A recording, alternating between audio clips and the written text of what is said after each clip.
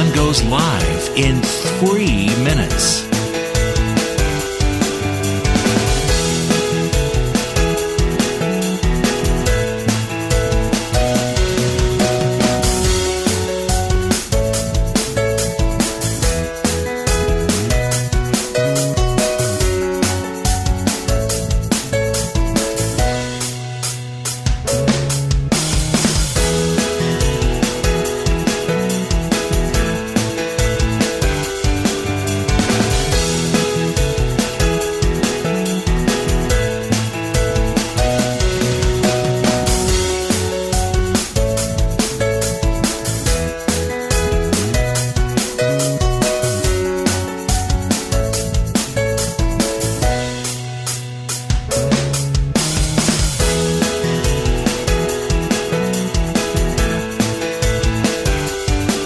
Lynn Cullen goes live in 2 minutes.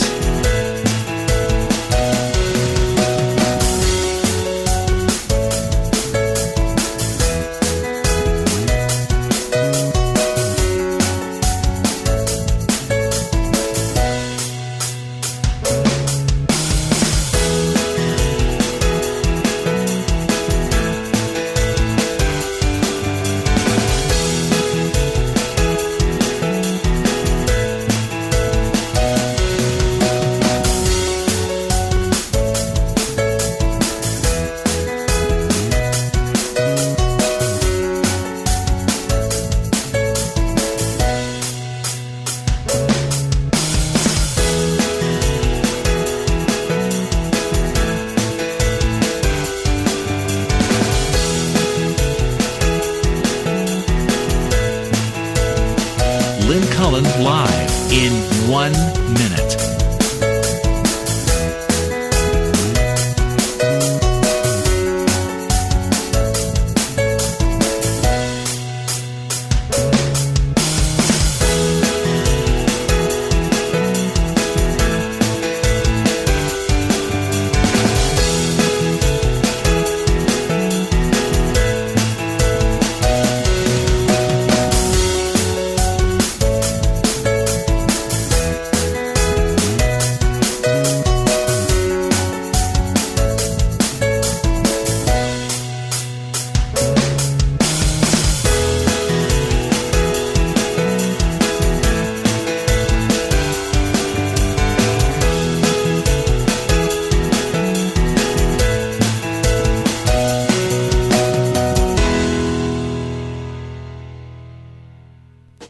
Welcome to Lynn Cullen Live at pghcitypaper.com. Email your questions and comments to Lynn at pghcitypaper.com.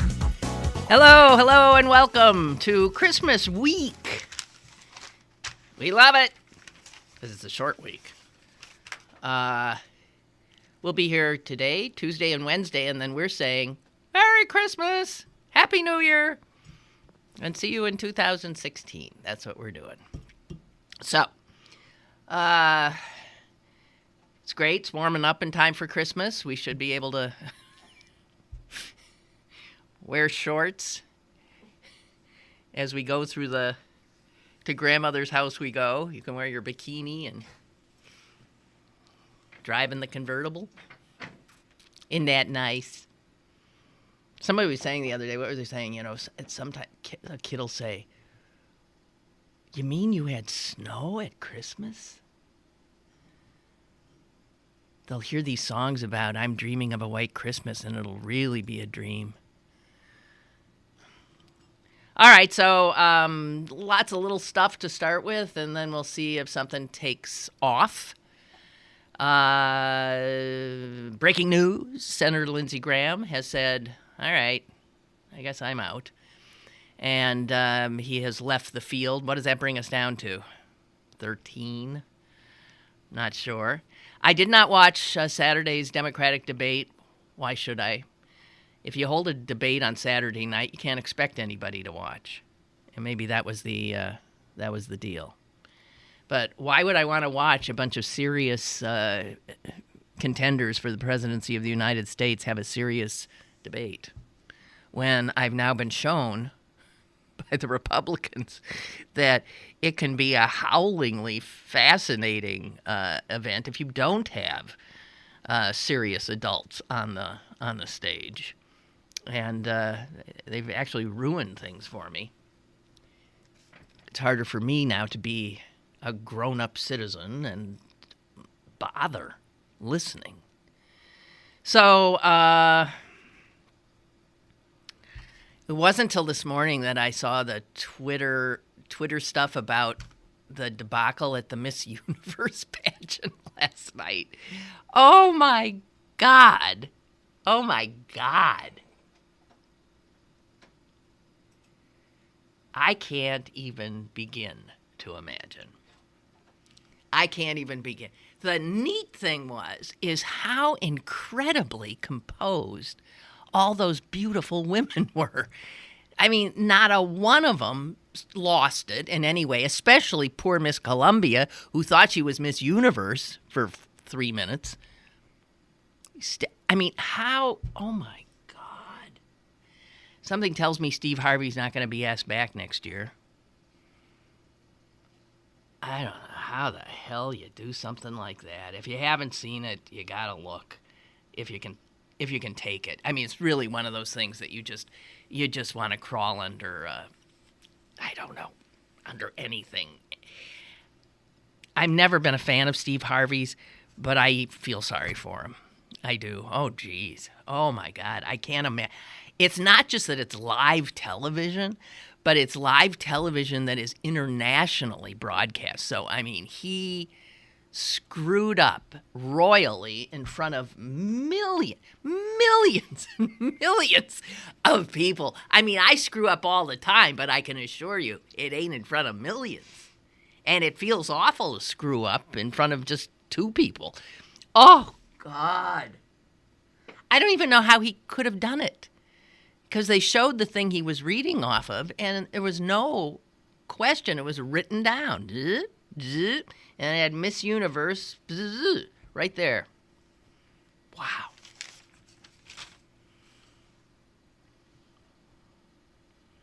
And, of course, Trump. Everything has to have a Trump angle. So Trump used to own the Miss Universe contest. He sold it this summer when all the trouble about his... Remember, there used to be trouble about him? People reacted in astonishment and horror when he described immigrants coming across our southern border as rapists and murderers. And Telemundo said, we are not going to, they broke with him. NBC broke with him. It appeared, and what a difference, 6 months makes? Now he can say... He can say anything, and nobody, if they do take exception, no, it doesn't matter. It's weird. All right, so anyway, he's tweeted that it wouldn't have happened if he still owned it.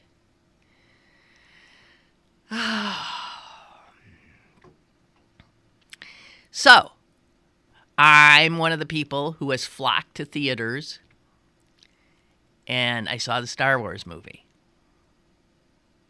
Did you see it, Cicely?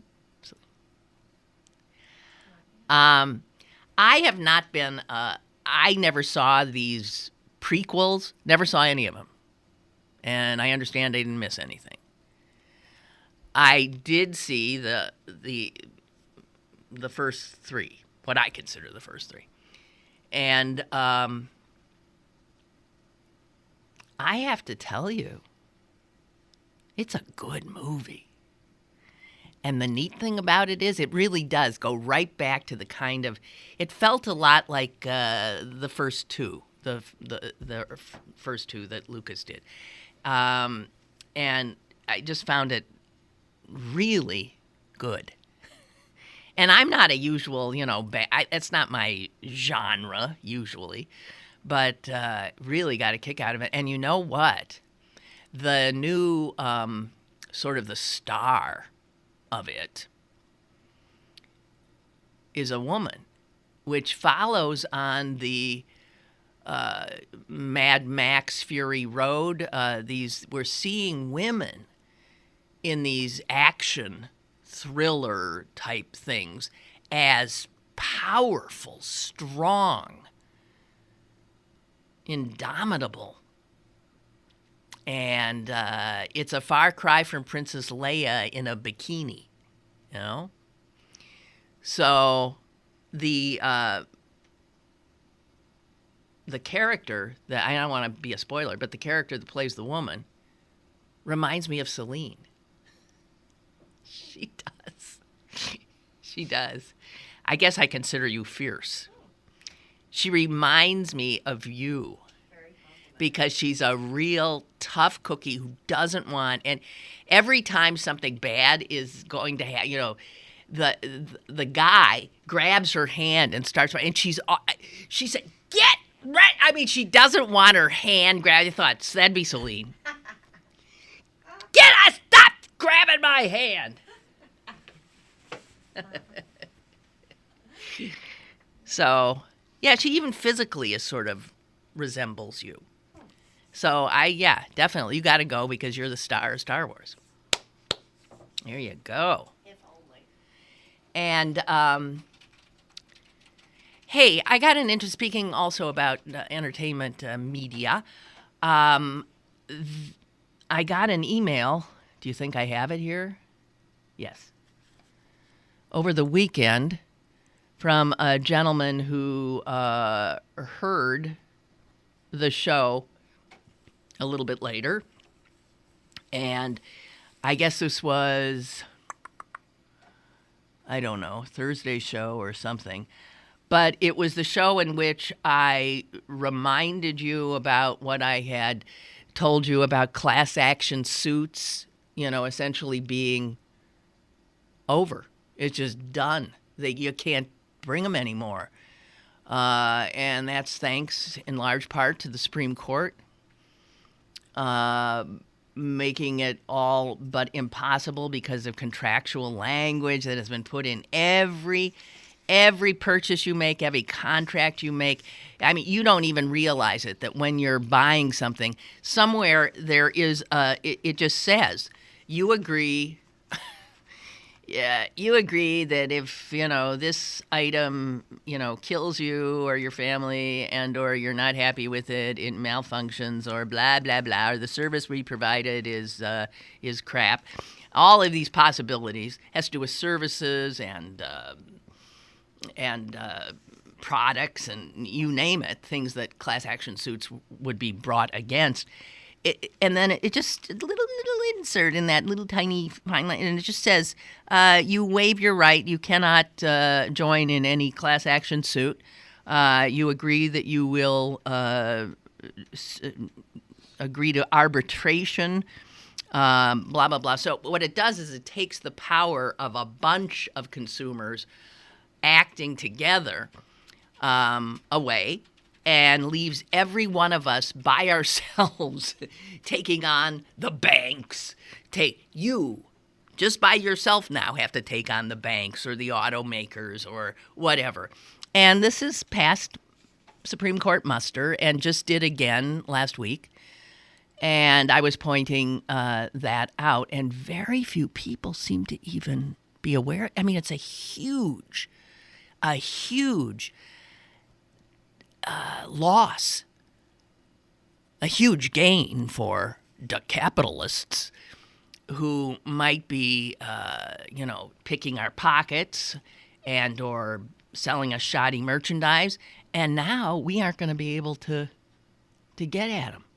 It's amazing, and nothing's being said about it. So anyway, John listened to the show, and he said, "Thank you for drawing attention about the Supreme Court rejection of a class action suit against DirecTV and what that means for the consumers. I didn't know about this. I don't think anybody does. And I'm quite sure this alarming new trend of legal yada yada is pretty much under the radar. I have posted a message on the Last Week Tonight Facebook page asking them to investigate this issue and hopefully do a program about this. I urge you and your audience to do the same and get a John Oliver effect going on this issue." for those of you who don't know, John Oliver, albeit a comedian, is one of these people who has a staff of like investigative reporters. And this is exactly the kind of thing that he likes to present to his viewers. He does it in a amusing way, but letting them know how they're being royally screwed and don't even know it. So I would ask those of you who are inclined to do so to follow John's lead and head over to John Oliver's Facebook page, Last Week Tonight, and say to him, are you aware of this? I mean, this was tailor-made for you, this issue of how class action suits are essentially gone. And it's everyone for themselves against the big boys. I think he would love to sink his teeth into that. So I just want to pass that on to you because I thought John had a great idea. Okay. Oh, why didn't we realize this? So the guy we all love to hate, the Shkreli, what's his name? I mean, his name is, he's got too many consonants at the beginning. Shkreli. Martin Shkreli. Shkreli. This is the jerk who bought the pharmaceutical company and then jacked up prices of this one drug so sky high. It's not like other pharmaceutical companies don't do it. He just did it so ridiculously that he got some attention and then, refused to back down and then blah, blah, blah. And then we were also happy to see that the FBI had been investigating him for fraud, essentially Ponzi scheme-ish stuff. And he was jailed for 2 seconds and immediately gotten out, of course. But he's facing some serious federal charges. And now, you know what the jerk is saying? He's saying that his entire persona is really an act. Most people, he says, don't know the real Martin Shkreli. I can assure you, Martin, we don't want to either.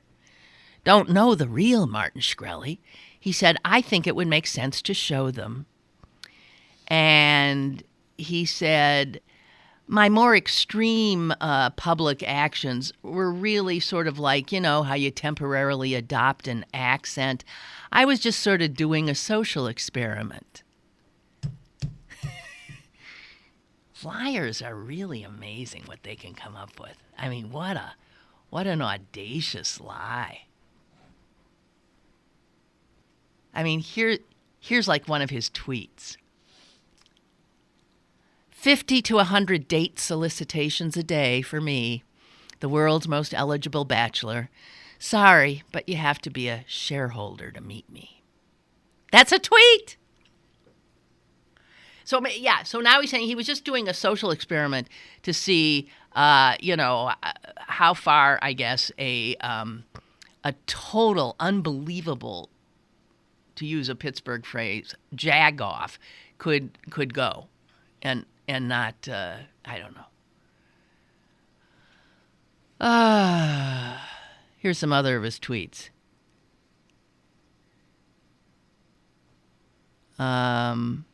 Anyone want some free money? I'm willing to donate hundreds of thousands to charities before I go to prison. Martin the God. That's his Twitter account. Martin the God. Okay, so anyway, he says he's not an awful person. He was only doing a social experiment. So we're glad we cleared that up. That's good. He, by the way, told the Wall Street Journal this. Speaking of the Wall Street Journal, God, and I didn't, of course, because I'm an idiot, because when I'm reading the papers in the morning, I'm half asleep. I didn't bring in the front page of the Wall Street Journal, which had one of those stories that you think, oh, I'm glad I didn't know that. But it's these things, while Americans are cowering under their beds, worried about some ISIS guy chopping their heads off. they are failing to see real threats that are around. I mean, obviously, I can talk about this for 5,000 years.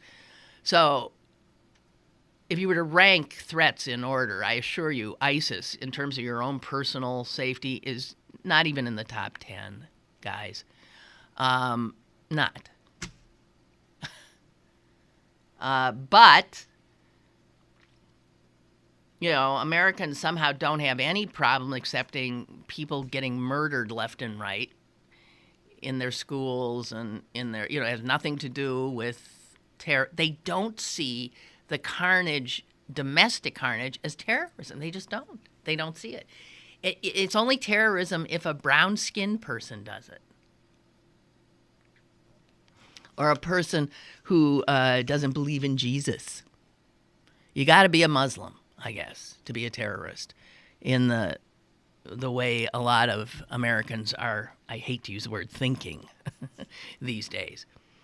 But anyway, here's another big threat. And anybody who knows or who has spent, I know this is a very rare occurrence, but spent even a minute in quiet contemplation of what really is scary out there these days, I'll tell you. Hacking, right? A hacker wishing us ill, hacking into infrastructure. That's scary.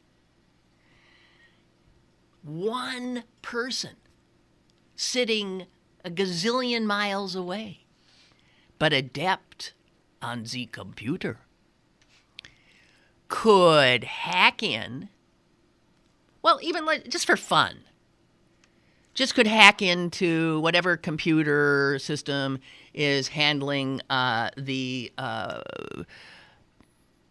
street, what do you call it, the lights, traffic lights, the traffic lights in Pittsburgh. Hack in, create absolute gridlock at rush hour in a city, okay? Fine. That's relatively benign. But they could hack in to electrical grids. They could hack into banks, as we know. They can hack, they can erase things, they can jumble things. And the Wall Street Journal reported on its front page today that 2 years ago something happened that we were never told about and are still not being told anything about much, that caused the White House and Homeland Security and everybody else to say, oh, shit. What it was a dam in the U.S. was taken over by a hacker. Now, as it turns out, it wasn't a big dam. And as it turns out, the hacker didn't do what the hacker could have done.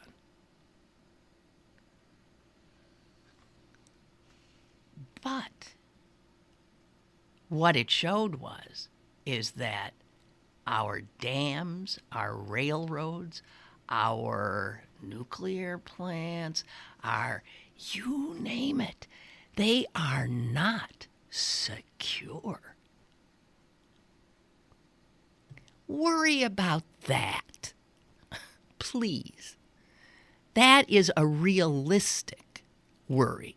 Don't worry about some murderous lunatic in Syria, okay?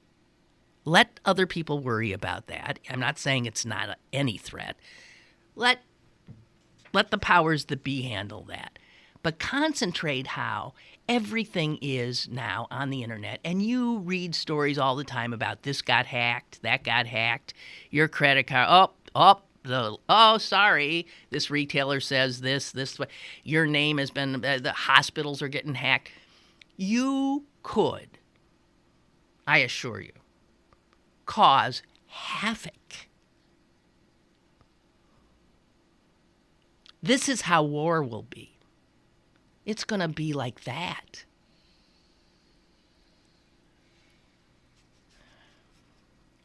So, and I'm sorry, I didn't bring the story in, but they say that much of our infrastructure, it's not only is the infrastructure old, but the security around it is like out of the dark ages. I mean, it's simply not secured. And against the advice of people who were aware of what hackers could do, these people who run infrastructure, electric companies, dams, water, this, that, they have increasingly been bringing they've been going online. Let's put it that way. And the hackers, the gurus who know this stuff say, don't do it. In this regard, being old-fashioned and out of it is actually helpful. It actually secures you more than if you go online with their security. Because often these guys, their security stuff is connected directly to some office computer network that is so easily hacked, it's a joke. So we're talking about systems that control pipelines, oil, water, all this kind, the movement of drawbridges and the water releases from dams. So, I mean, theoretically, a hacker could cause a explosion, could cause, as I said before, my earlier thing, a huge traffic jam, like in LA. You could bring it to its knees, or open up a dam. How about that? Could switch trains so that they were banging into each other and falling off tracks left and right. So America has like about 60,000 industrial control systems connected to the internet. And if they're connected to the internet, they are accessible. They are hackable.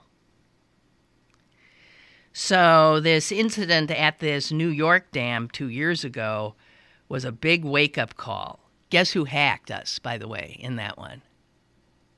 Iran. Now, we had hacked them big time. It's not like we aren't engaged in this on both sides, but we're not securing ourselves. The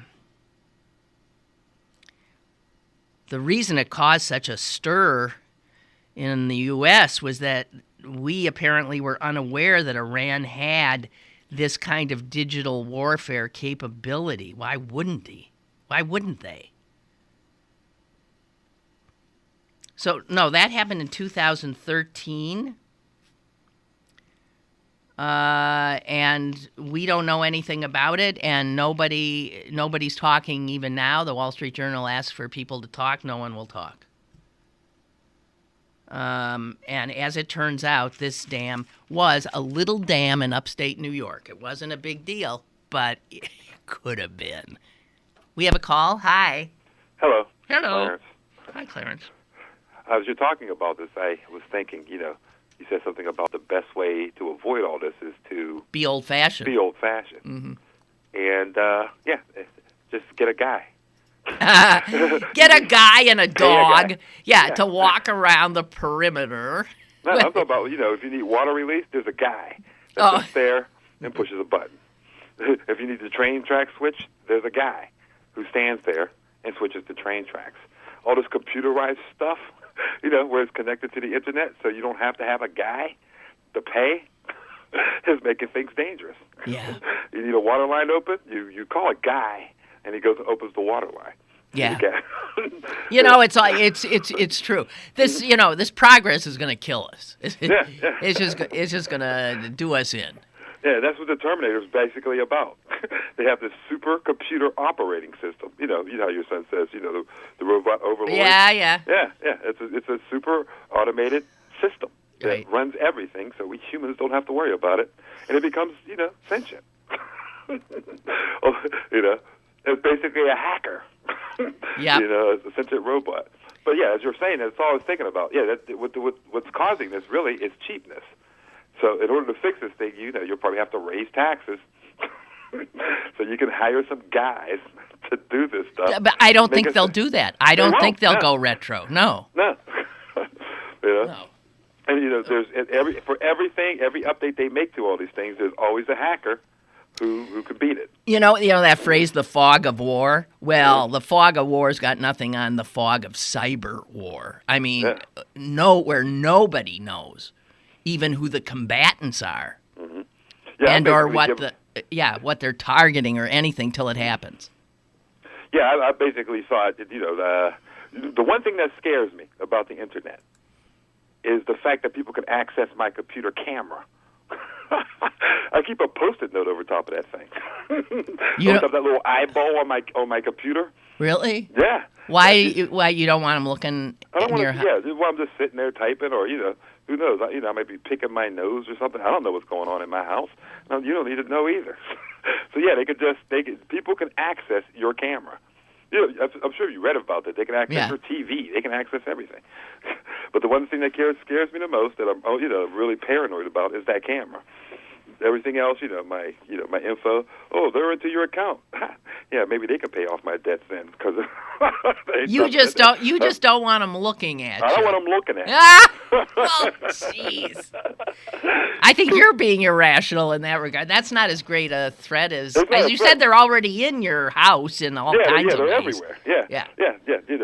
Of course, it's not a threat to the well-being of the nation. You just don't like the idea of being watched. Yeah. Well, you're screwed, as you know. Yeah, walking down the street, there's cameras everywhere. Everywhere. Yeah. So, you know how they didn't used to when a crime happened, and now one of the things you hear immediately is that security cameras in the vicinity are being, looked at by law enforcement. So there's so many cameras out there that if you commit a crime in a public area, you're going to have that crime on tape somewhere. I guess if you want to commit a crime and not have somebody watching, you're better in your house, but you're not even free there, I suppose. You can walk down the street and be scratching your ass. Somebody's looking at you do it. It's not just crimes. It's everything you do. The things you would never try to do for let people see you do, they're watching you do it. Everything. So, like I said, you don't want, but the in the house thing, that's completely different. So, yeah. All right. Well, I love your take on all this. Yeah. In the good old days, you had a guy. You didn't have a computer. At least they need a guy backup. Yeah, exactly. Everything goes down. You get off the internet instead of having guys pushing buttons and turning wheels. And no one will know. There won't be any guys who know how to do any of it. Well, hire a robot that's not online. Yeah. R2D2 could be running things. All right, you. All right. Thank you. Have a great week. You too. You too. Bye. Oh, God. Okay, so that was a little scary. Let's leave that for a sec. I got to go to my favorite story of the weekend. I found it in the sports page, as usual. Although this is not a normal sports story for me. I mean, at the very tail end of the sports page, they do hunting and fishing, right? I mean, of our local paper, you'll see guys holding fish, pictures, and guys holding deer. Yeah. So, turns out, maybe you're aware of this, but I wasn't. Turns out that there was a big to-do on Facebook because someone posted on a Facebook page. Actually, it was posted on the Catholic Diocese of Erie, Pennsylvania. Erie Diocese. has a Facebook page.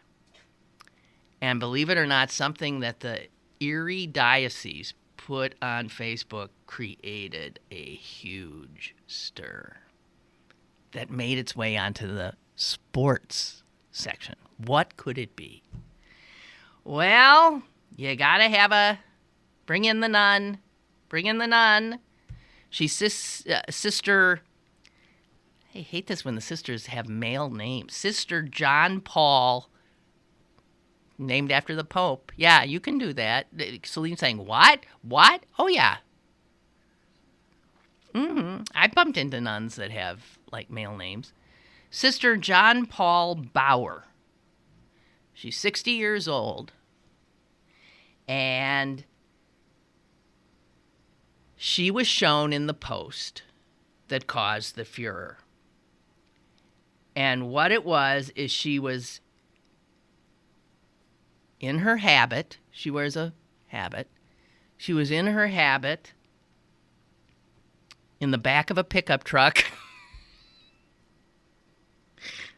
holding a 10-point, 200-pound white-tailed deer that she'd taken down.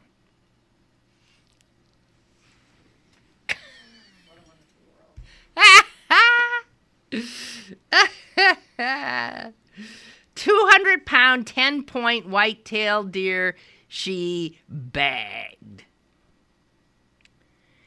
And the diocese thought it was just wonderful. Sister John Paul's at it again. And they, was very successful. And she's a really great hunter. And initially, it got lots of rave reviews. And then the animal rights people got hold of it. And, man, she was just pilloried. Anyway, here's the nun story. Used to be an old movie. It is still an old movie. The nun story. The Sister John Paul said she climbed into a tree stand, and it was 23 degrees that day. And she's been hunting all her life, and what she did when she got up to the tree stand is did what she always does before the hunt. She said her rosary. So she's up in the tree stand with her gun. And I love it. And she says the rosary. And she watched as several does walked right by her, easy for the pickings. And then she said she saw about 100 yards out 2 bucks going at it. It's rutting season. And the males are after each other and after the does. She sees these 2 males, and she thinks, that's I'm getting one of them. And she raised her .30 Winchester and took out the biggest buck with a single shot. And she said when he went down, she thanked God. Is what she always does. So, I love it. She says, hey, she lives in St. Mary's, PA. She says, in St. Mary's, this is what you do. You go hunting. Everybody goes hunting. She said she views hunting as a spiritual endeavor. And also a form of conservation. She said the buck she got, she had it butchered, and she shared it with 2 families. And she took that 16-inch rack right over to the taxidermist because she wanted to hang that on her wall right next to the crucifix.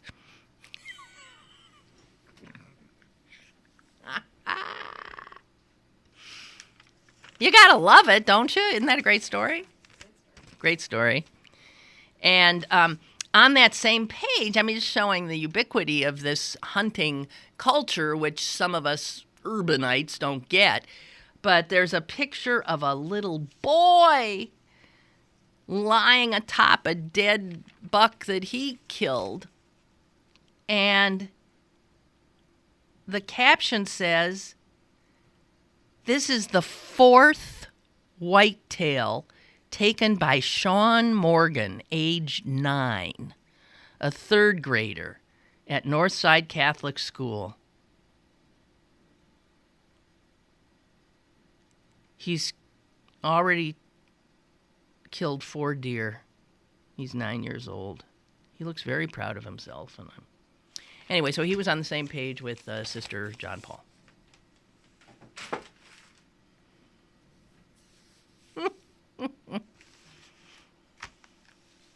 So they're going to make Mother Teresa a saint, Saint Teresa. We already got some Saint Teresas. We'll have to have... How do they distinguish that? And I was thinking, geez, a lot of people, have known her, and a lot of people have known... You know anybody who's actually known physically a saint? I mean, at least somebody who's got the designation. Do you know anybody who, the 6 degrees of separation thing works really well, but does it work when it comes with 6 degrees separated from a saint? I probably could get to Mother Teresa that way. Probably most of us could. You know somebody who knew somebody who knew somebody who... Yeah, probably. Probably.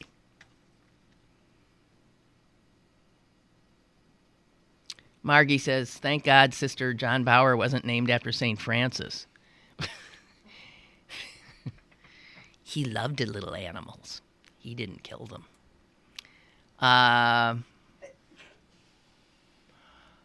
Barbara asked in regard to our hacking infrastructure topic, did you see the recent interview of Ted Koppel regarding his book called Lights Out? The possibility that terrorists or a hostile foreign state could take down the American power grid, either by cyber attack or by an electromagnetic pulse attack. It's one of those haunting possibilities that keeps strategic planners from sleeping at night. That's what you want to be scared. Be scared about this. Not ISIS. Not ISIS. In Lights Out, a cyber attack, a nation unprepared and surviving the aftermath. I hate how titles now have become like 20 pages long, the title. They start with Lights Out. Maybe it's because there's already a book called Lights Out, so then you have to distinguish it, and then you have to, I don't know. But I hate these subtitles that are so long you can't even fit them on the front of a book. Anyway, so apparently Koppel's got a book out showing that this danger is really real. And for some reason, we just won't. Americans just don't pay attention to anything until it bites us. I mean, we can be aware, and our government can't get the resources they need to deal with it because politicians don't want to try to explain things to people. You know what I mean? We have to wait until something happens. We have to wait until, New York City is brought to a halt or all of Wall Street is shut down. Yeah. So anyway, yeah, we're really not prepared in that regard. So you want to be afraid? Be afraid, but be afraid of the right things. Also, just another update. I had told you the story about the Allegheny Technologies, used to be Allegheny Ludlam steelmakers, how they've locked out their workers and are trying to get them to, concede this, that, and the other thing. And they want them to agree that anybody they hire from now on will get half the pay that they have. And I mean, just all this sort of onerous stuff. And the union was having, they were negotiating, but the union was saying, no way, no way. And so Allegheny Technologies locked the doors on them. It's the opposite of a strike. They put the workers out on the street by locking the doors. It's called a lockout. And This has now gone into, I think, its 6th month. And finally, some good news for the union. There's thousands of jobs, good jobs, that are in play here. But it turns out that the National Labor Relations Board has, in fact, said it is going to file a complaint against Allegheny Technologies, accusing them of illegal labor practices. And it means that they're going to have to get hauled before a bit of a NLRB court. And it'll probably be heard before an administrative law judge here in Pittsburgh. What often happens when the NLRB moves in like this is the parties settle. A settlement between the parties could be possible even before the complaint is actually filed. Anyway, this gives the union some solace that their allegations about this being an illegal action has gained, obviously, the ear of the National Labor Relations Board.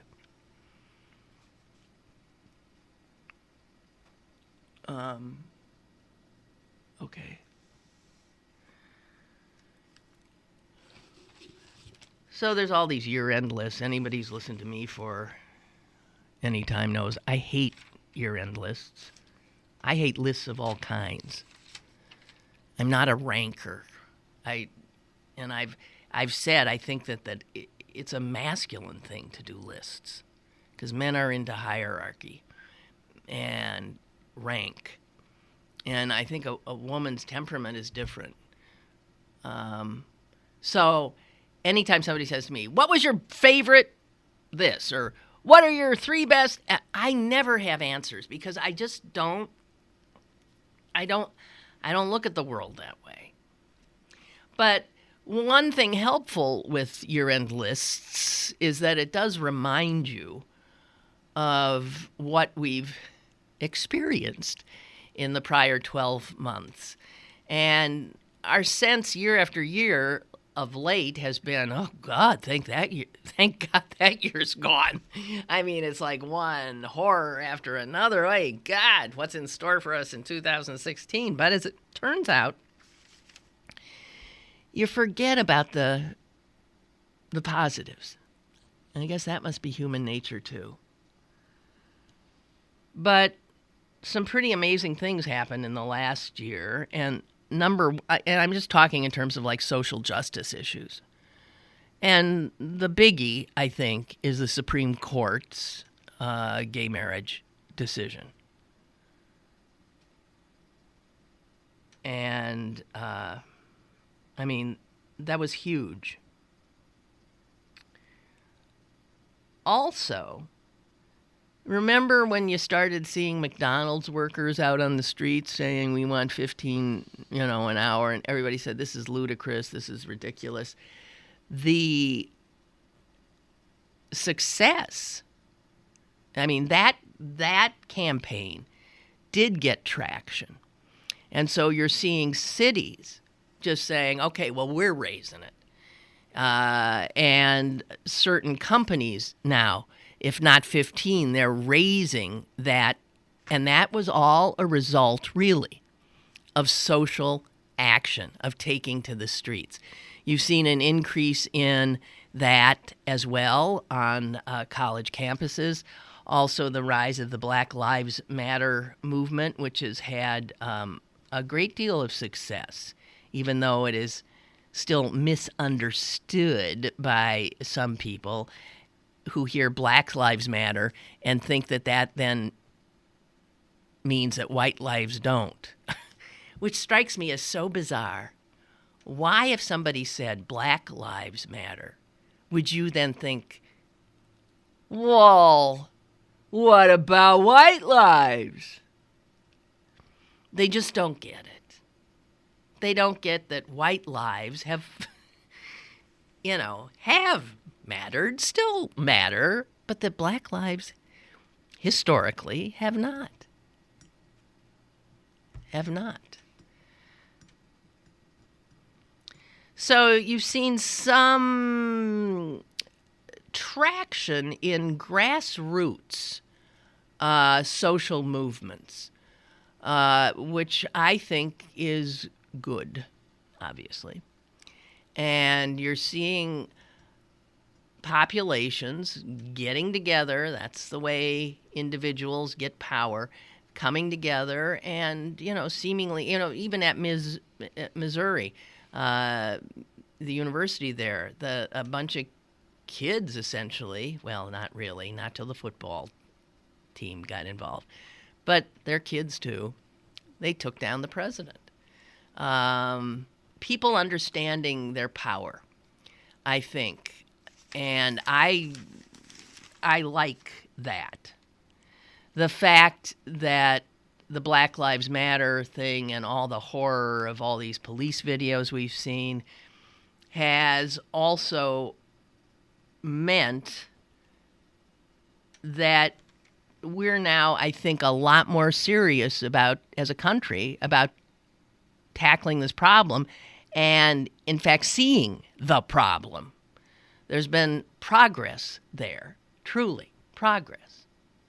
So let's not lose sight of that. There's a new generation of activism, and I think that's something to be happy about, hopeful about, in fact. Sister John Paul, let's see. Laura says, I love that story about the nun. Good for her. And shame on those pesky animal rights people criticizing her. She wasn't torturing the deer. Some people actually hunt for food. Yeah, venison's good. Yeah.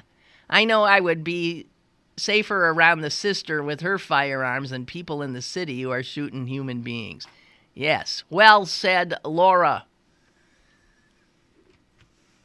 I don't know. I wonder if the diocese has taken down that picture.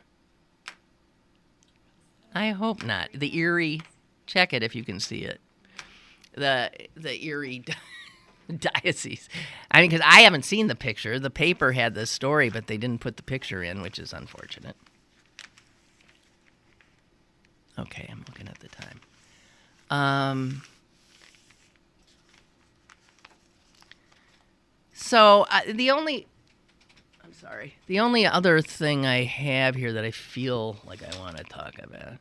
Oh, Cheap Trick has making it into the Hall of Fame, the Rock and Roll Hall of Fame.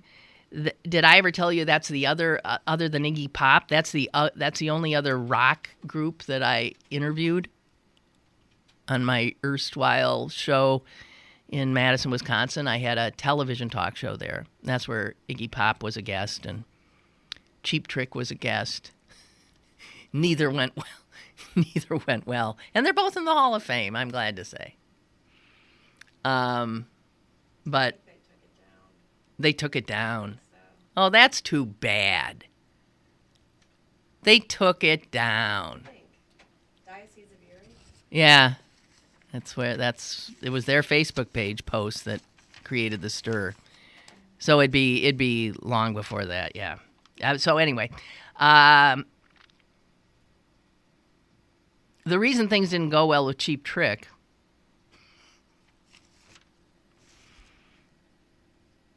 was because I introduced them as Cheap Tricks. And the minute that came out of my mouth, they were on me. And you can see I was never up on current music. I was still stuck with the Beatles and the Stones, and then I just when the 70s happened, I pretty much started tuning out. I don't know why, but I did. I admit it. So I didn't know from Cheap Trick, and I just remember, oh God, one of them put his arm around me and said something about what a great night he'd had with me last night. He started doing his sexual innuendo, and I was like, I just remember it as another very uncomfortable interview with rock people. So, okay, so the picture's not there as far as we can tell. There's a book out that has one of those long damn subtitles. But they all do. But the book is called Lactivism. It's about breastfeeding. And it's about the fact that all of a sudden, the numbers are mind-blowing. Between 1971 and 2011, so we're still not, but between 71 and 2011, so that's what, a 40-year stretch, breastfeeding rates in the United States went from 24% of mothers to 80%. You don't see that's like a rocket going up. A total change of something as basic as how do I feed my newborn. So prior to 71, the vast majority of mothers bottle fed their babies. They did not do breast.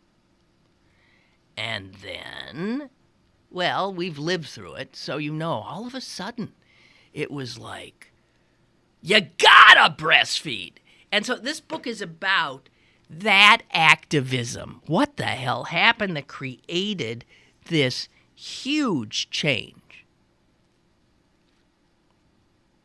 And I know we were all on the receiving end of it. All of a sudden, you were like practically engaging in child abuse if you didn't breastfeed your kid, because you're giving through your breast milk all kinds of immunities and antibodies, and breastfed kids are, happier, healthier. They don't die of SIDS. They're smarter. They don't get certain cancers. They don't get obese. They don't get diabetes. All this stuff we heard.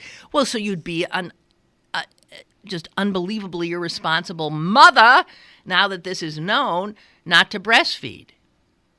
And in fact, women who have trouble breastfeeding or who can't in years past, I'm sure we all know some, I remember seeing, you're like a leper. You're like, you doubt everything about yourself as a mother. You engage in painful stuff to try to breastfeed when for some reason it ain't working and you can't.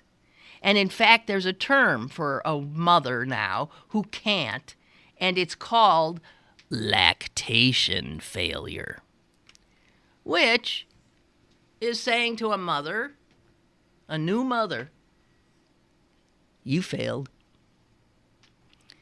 So this book is taking on this and is a pushback book. And it's written by a woman who has breastfed both her children. But it's written by a woman who has seen this with her pregnancies, this what she calls breastfeeding zealotry. She says when it's like strangers practically start squawking at you about it. And if you're sitting in a gynecologist waiting room and there's a woman there and she takes out a bottle and is feeding her baby, she's like, everybody's looking at her like, you're shamed. This is true. I know it's true. I've had people in my family who have undergone this kind of scrutiny and this sense of I failed. So anyway, this book, Lactivism, says, guess what? That all these claims about what breast milk does for a baby are a lot of unproved hokum. Ain't true. So the subtitle of this book, Lactivism, is How Feminists and Fundamentalists hippies and yuppies and physicians and politicians made breastfeeding big business and bad policy. If you know any pregnant women, get her this book because it will give her the license to not be browbeaten into breastfeeding.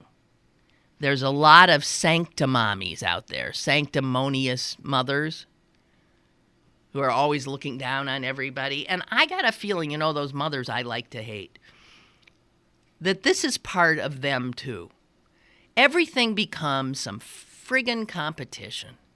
And so my baby is, breastfed and I do this and that. And you obviously are not as loving a mother or capable a mother if you're not doing all of these things that I am doing. I hate these people. So I was delighted to see that somebody has actually done the research. The whole idea of breast is best was largely based on inconclusive science.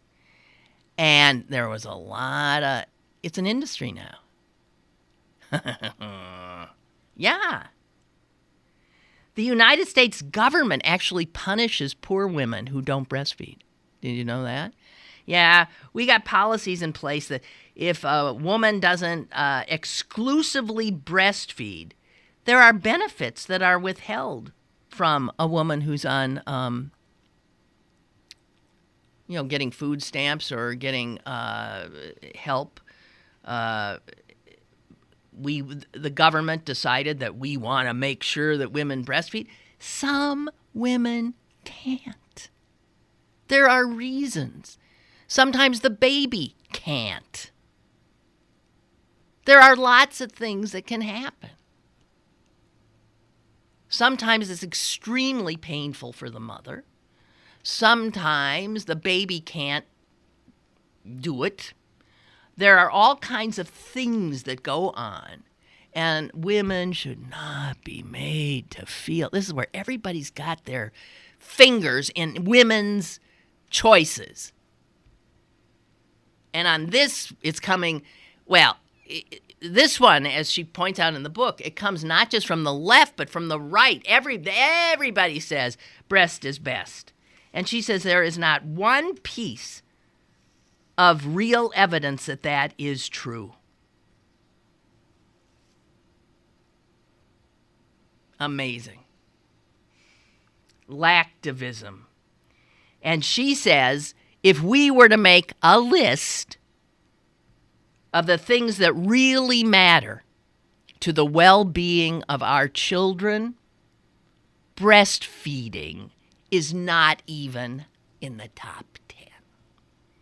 So another reason to get off women's backs, and in large part this is women on women's backs. Get off. Leave people alone. Okay, I'm going to leave you alone now too. Tomorrow, see you in 23. Bye-bye.